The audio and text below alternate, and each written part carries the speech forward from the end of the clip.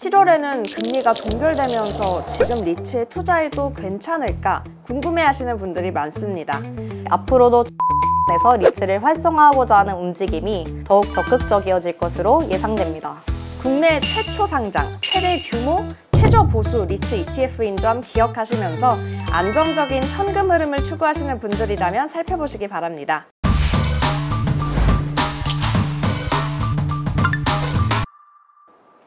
역주행 중인 타이거 ETF를 재발견하는 시간, 타이거 리플레이. 안녕하세요, 최수민 매니저입니다. 7월 초 한국은행이 기준금리를 동결하면서 금리에 민감한 자산인 리츠 시장이 어떻게 될지에 대해 궁금해하시는 분들 많으신데요. 그래서 준비했습니다. 오늘은 국내 리츠 시장의 현황과 전망, 그리고 그런 리츠 시장에 투자할 수 있는 ETF에 대해서 알아보려고 합니다. 관련된 이야기는 미래에셋 자산운용 ETF 운용부문 한유진 매니저와 함께 해보려고 하는데요. 안녕하세요. 먼저 간단한 자기소개 한번 부탁드립니다. 네, 안녕하세요. ETF 운용부문의 한유진 매니저입니다. 네, 안녕하세요, 매니저님. 앞서 말씀드린 것처럼 리츠는 금리와 밀접한 자산군인데요. 올해 초 한국은행이 기준금리를 인하하면서 긍정적인 흐름이 기대됐지만 7월에는 금리가 동결되면서 지금 리츠에 투자해도 괜찮을까 궁금해하시는 분들이 많습니다. 금리가 리츠 시장에 미치는 영향과 앞으로의 흐름은 어떻게 전망하시나요? 네, 말씀 주신 대로 7월 초 한국은행이 기준금리를 동결하면서 금리 인하 기대감이 한 박자 늦춰진 것 아니냐는 우려가 있기도 한데요. 하지만 이번 동결은 금리 인하 기조를 멈춘 것이 아니라 속도 조절에 가깝다고 보입니다. 실제로 시장금리는 2023년 상반기를 고점으로 꾸준히 하락해왔고 한국은행도 경기와 물가 상황을 보면서 하반기 추가 인하 가능성을 열어두고 있습니다. 즉, 금리의 방향성은 여전히 인하 쪽이라는 점이 중요합니다. 금리와 리츠의 관계는 리츠 자체의 수익 구조를 보시면 쉽게 파악할 수 있는데요. 일반적인 부동산 자산과 마찬가지로 리츠는 임대료 수익에서 대출, 이자 등의 자금 조달 비용을 차감한 만큼이 리츠의 수익원이 됩니다. 따라서 금리가 하락하게 되면 리츠가 더 낮은 금리로 자본을 충당할 수 있기 때문에 비용이 하락하고 리츠의 수익성이 개선됩니다. 이후 리츠의 긍정적인 펀더멘털 개선으로 주가와 배당금 상승도 기대해 볼 수 있겠죠. 올해 초 기준금리 인하 이후 시장금리가 하락하면서 연초 이후 리츠 주가가 약 10% 반등한 것도 같은 맥락입니다. 여기 주요 리츠들의 가중평균 금리 그래프를 보시면 실제로 작년 24년을 고점으로 향후 27년까지 리츠의 평균 조달금리가 하락할 것으로 예상되고 있습니다. 좀 더 구체적으로 25년 연초 이후 금리 현황을 확인해 볼까요? 최근 시장금리가 기준금리 레벨인 2.5%까지 떨어진 것을 확인하실 수 있는데요. 리츠의 차입 구조에서 70% 이상이 변동금리 구조이기 때문에 CD금리 하락은 조달금리 하락에 직접적 영향을 줍니다. 또한 최근 금통위에 따르면 연내 인하 혹은 유지 의견이 다수로 향후 기준금리 인하가 있더라도 하락폭은 제한적이라는 것이 일반적인 담론인데요.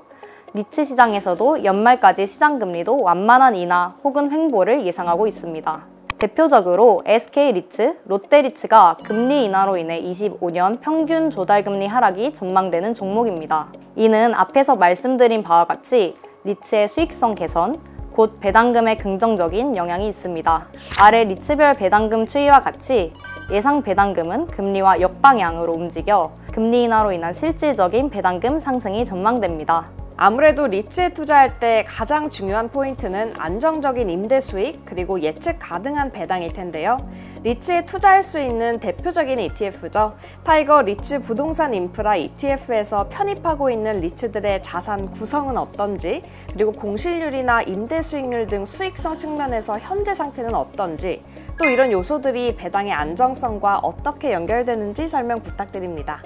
네, 말씀 주신 두 가지 포인트가 리츠 투자의 핵심 포인트라고 할 수 있겠는데요. 먼저 타이거 리츠 부동산 인프라의 포트폴리오를 보시면 모두 시가총액 2천억 원 이상의 우량 리츠 인프라 총 17종목에 투자 중입니다. 구체적으로 리츠의 보유 자산은 인프라, 국내 오피스, 물류센터, 리테일, 호텔 등으로 다양하게 분산되어 있음을 확인하실 수 있습니다. 그럼 다음으로 ETF에서 편입하고 있는 리츠들로 어떻게 안정적인 임대 수익이 가능한지 구체적인 리츠 자산의 위치와 성격까지 함께 살펴보도록 하겠습니다. 먼저 편입 리츠 중에 상당수가 오피스 빌딩에 투자하는 리츠인데요. 대부분 서울 주요 핵심 오피스 자산에 투자 중입니다. 주요 오피스 지역인 CBD, YBD, GBD 보유 자산이 분포되어 있으며 대표적인 자산으로는 SK 리츠의 종로 서림 빌딩, 한화 리츠의 장교동 하나 빌딩, 여의도 하나 손보 빌딩, 그리고 신한 알파 리츠의 트윈시티 남산, 삼성 화재 역삼 빌딩 등이 있겠습니다. 서울 지역 오피스들은 글로벌 오피스 공실률이 10% 이상인 것에 반해 지난해 약 5%, 최근에는 8%로 한 자릿수 공실률을 유지 중입니다. 최근 해외 오피스 자산 대비 서울 A급 오피스의 투자 매력도가 높은 상황으로 공급 우위 시장이 유지되며 안정적인 임대료 성장률을 보이고 있습니다. 다음으로 ETF에서 글로벌 자산에 투자하는 리츠도 편입 중입니다. JR 글로벌 리츠, KB 스타 리츠에서 투자 중인 부동산 자산은 글로벌 핵심 오피스 지역인 미국 뉴욕, 벨기에 브뤼셀, 영국 런던에 위치해 있습니다. 또한 해외 오피스의 재택근무 등으로 인한 공실률 우려와는 다르게 정부와 대기업 같은 우량 임차인으로 평균 공실률은 0%에 가까운 점이 특징입니다. 맥커리 인프라와 KB 바레 인프라와 같이 장기간 안정적인 운영 수익을 기대할 수 있는 인프라 자산에도 투자 중입니다. 주요 투자 자산으로는 고속도로, 터널과 같은 유료 도로 등이 있겠습니다. 롯데리츠는 롯데백화점, 아울렛과 같은 전국의 주요 리테일 자산을 담고 있으며 물류리츠의 대표격인 ESR 캔달스퀘어 리츠는 쿠팡 등이 임차하고 있는 대규모 물류센터에 투자 중이고 포랑코 라이프 인프라 리츠는 전국 160여 개의 주유소 자산을 담고 있습니다. 이렇게 실제로 지도에서 리츠 자산의 위치를 파악해보니까 더 흥미롭지 않으세요? 흥미로워요. 실제로 리츠가 투자 중인 자산들을 전국 곳곳에서 우연히 마주치는 재미도 있답니다. 타이거 리츠 부동산 인프라 ETF는 국내외 그리고 다양한 섹터의 우량한 부동산 자산에 분산 투자하는 안정적인 임대 수익이 배당금의 기초가 되게 됩니다. 그렇다면 일반적인 배당주 대비 리츠 배당 투자는 어떤 장점이 있을까요?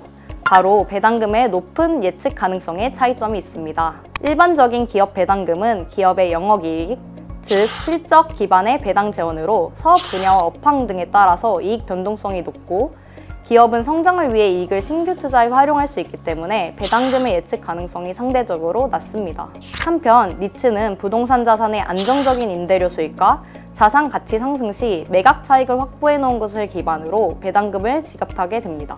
일반 기업과는 다르게 리츠는 법적으로 배당 가능 이익의 90% 이상을 주주에게 배당해야 하는 의무가 있어서 리츠의 이익은 곧 주주에게 환원되는 배당금으로 연결된다고 볼 수 있습니다. 그리고 리츠 운영의 대부분의 비용인 자금 조달 비용은 기존의 자금 조달건들의 대출 만기를 모두 예측할 수 있기 때문에 그 시기와 규모로 해당 시점의 리츠 조달 금리를 예측할 수 있습니다. 따라서 리츠의 임대료 수익, 조달 비용의 차이로 리츠의 향후 수익 파악이 용이하며 수익이 곧 배당금으로 환원되기 때문에 일반 기업 대비 배당금의 예측 가능성이 높은 편입니다.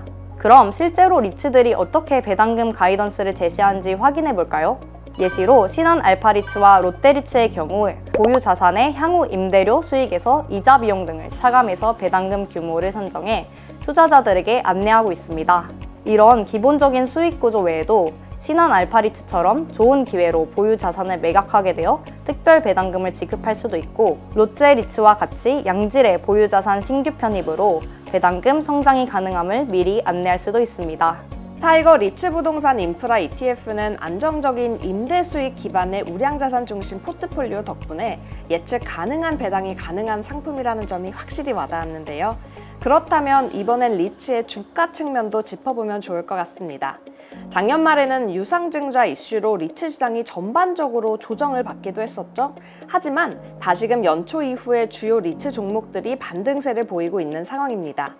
현재 리츠 시장의 분위기와 함께 앞으로도 유상증자 리스크는 존재할 수 있는 만큼 이에 대한 평가도 함께 부탁드립니다.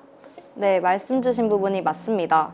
2024년 리츠 인프라 종목 다수가 신규 자산 편입을 위해 유상증자를 진행했고 총 1.5조 원 규모의 시장 규모 확장이 있었습니다. 국내 시장에서 유상증자는 주주 지분 희석이나 배당금 감소 우려가 크기 때문에 투자 심리가 악화되며 주가 하락을 겪기도 했습니다. 한편 리츠는 일반 기업처럼 이익을 유보했다 신규 투자를 집행하는 것이 아니라 배당 가능 이익의 90%를 배당금으로 지급해야 하는 의무가 있기 때문에 신규 자산 편입을 위해서는 유상증자가 필요할 수밖에 없습니다.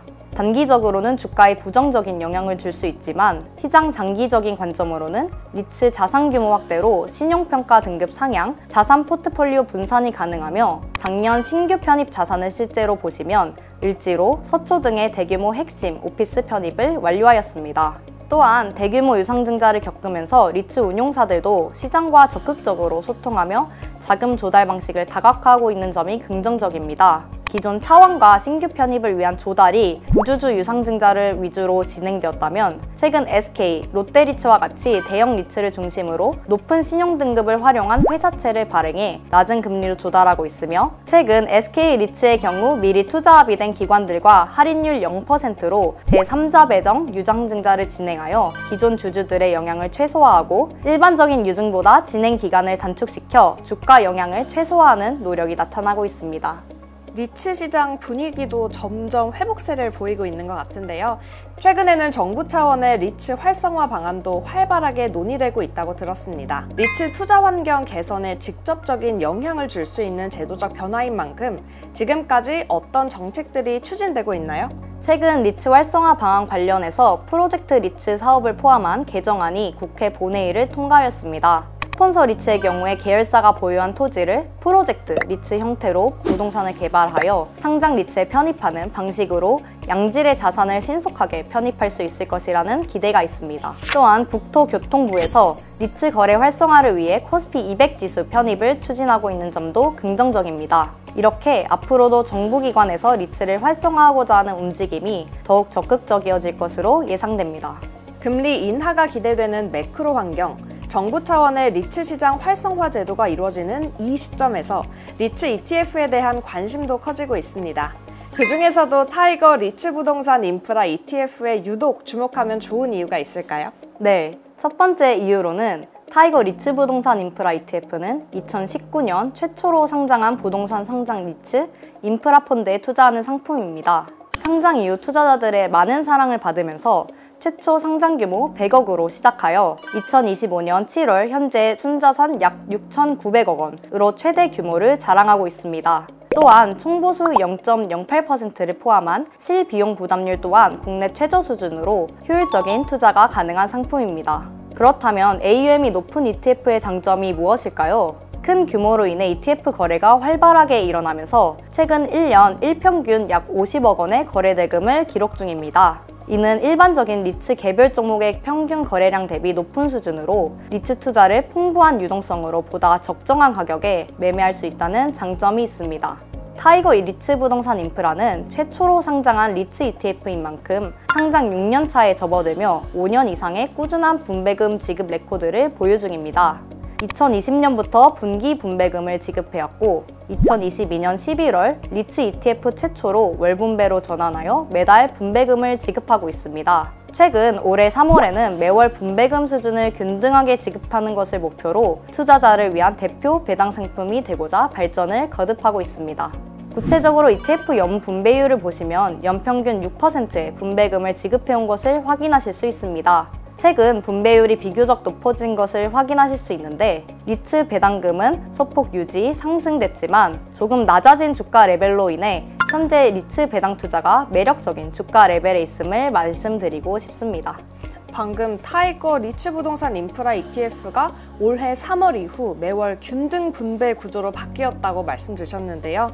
기존과 정확히 어떤 점이 달라졌고 그리고 투자자 입장에서는 어떤 장점이 있을까요? 앞서 간단하게 언급드렸듯이 타이거 리츠 부동산 인프라 ETF는 그동안 매월 실제 배당금 수령액만큼 분배금을 지급해오던 방식을 올해 3월부터 연간 가이던스에 따라 매월 균등 분배하는 방식으로 변경했습니다. 앞으로 투자자들은 월별로 들쭉날쭉한 분배금이 아닌 매월 예측 가능하고 안정적인 분배금을 받게 되었습니다. 리츠와 증권사의 배당 가이던스를 참고하여 내년 2월까지 1년간 33원 내외 수준의 분배 재원을 지급 가능할 것으로 파악하였고 현재 3월부터 6월까지 4개월 동안 33원의 균등한 수준의 분배금을 지급하며 투자자들의 인컴 예측 가능성을 높였습니다. 네, 매니저님, 그럼 마지막으로 지금 시점에서 리츠 ETF, 특히 타이거 리츠 부동산 인프라 ETF에 관심 있는 투자자분들에게 조언 한마디 부탁드립니다. 그리고 7월 말 상장 예정이죠. 신규 리츠 2종 ETF에 대해서도 함께 소개 부탁드립니다. 리츠 ETF는 다른 고배당 ETF 투자 대비 안정적인 배당 수익, 그리고 예측 가능한 배당, 이 두 가지 장점이 매력적인 상품입니다. 그 중에서도 타이거 리츠 부동산 인프라 ETF는 최초 상장, 최대 규모, 최저 보수, 이 세 가지 강점을 모두 갖춘 대표 ETF라는 점 꼭 기억해 주세요. 그리고 7월 29일에는 리츠 ETF 투자 전략을 한 단계 더 확장한 신규 상품 2종이 상장됩니다. 먼저 신상품 출시 배경에 대해 말씀드리자면 타이거 리츠 부동산 인프라 ETF는 처음 상장할 때 리츠 종목이 10종목 미만으로 고배당주와 혼합하여 타이거 부동산 인프라 고배당, 이 이름으로 상장할 수밖에 없었습니다. 따라서 부동산 펀드로 분류되는 타 리츠 ETF처럼 분리과세 계좌에서 투자가 불가능하다는 아쉬움이 있었습니다. 저희 타이거 ETF에서 리츠 ETF 투자자분들을 위해 분리과세 계좌가 투자 가능한 새로운 리츠 상품인 타이거 리츠 부동산 인프라 탑10 액티브 상품을 출시하는데요.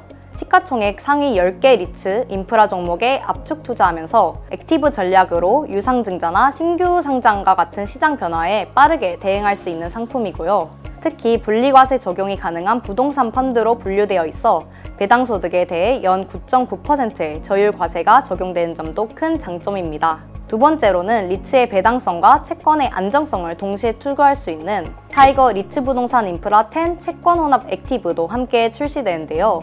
동일한 리츠 포트폴리오에 국내 단기 채권을 50% 혼합한 구조로 배당성과 채권 안정성을 동시에 추구할 수 있습니다. 이 상품은 국내 리츠 ETF 중 최초로 퇴직연금에서 100% 편입 가능한 구조로 설계되었고 연금 계좌 내 장기 인컴 전략 수단으로도 매우 효과적인 방법이 될 수 있습니다.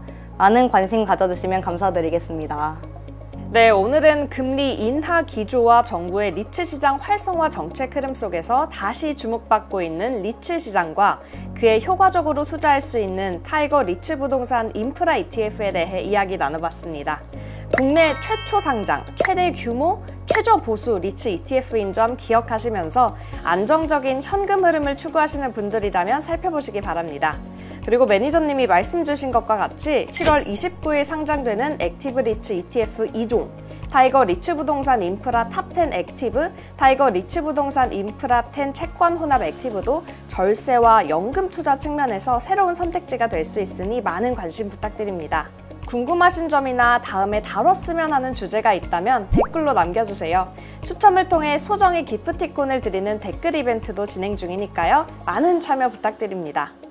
지금까지 시청해주셔서 감사합니다. 다음 영상에서 또 뵐게요.